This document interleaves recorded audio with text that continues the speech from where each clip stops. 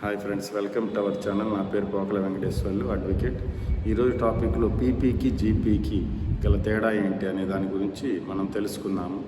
Criminal కేసుల్లో మనకి de facto complaint తరపున బాధితురాలి తరపున వాదించడానికి మనకి పబ్లిక్ ప్రాసిక్యూటర్స్ ఉంటారు. వీళ్ళని పీపీలు అంటారు. ఈ పబ్లిక్ ప్రాసిక్యూటరు డిఫాక్టో కంప్లైంట్ తరపున క్రిమినల్ కోర్టులో కేసు వాదించడం జరుగుతుంది. వాళ్ళు లేనప్పుడు మనకి అడిషనల్ పబ్లిక్ ప్రాసిక్యూటర్స్ అనేది డీల్ చేస్తారు. ఇక చూసుకున్నట్టయితే సివిల్ పరంగా చూసుకుంటే ఇక్కడ మనకి జీపీలు, ఏజీపీలు ఉంటారు. జీపీ అంటే గవర్నమెంట్ ప్లేడర్. వీళ్ళు వచ్చేసి మనకి స్టేట్ తరపున, గవర్నమెంట్ తరపున మనకి సూట్స్లో వీటిల్లో వీళ్ళు డీల్ చేస్తారనమాట. గవర్నమెంట్ తరపున డీల్ చేస్తారు.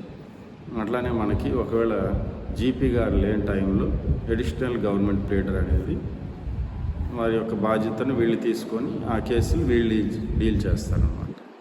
ఇది ఫ్రెండ్స్, ఈరోజు టాపిక్లో మనం పీపీకి జీపీకి గల తేడా గురించి తెలుసుకున్నాము. అట్లానే మీకు ఈ యొక్క వీడియో కానీ నచ్చినట్టయితే సబ్స్క్రైబ్ చేయండి, లైక్ చేయండి, షేర్ చేయండి.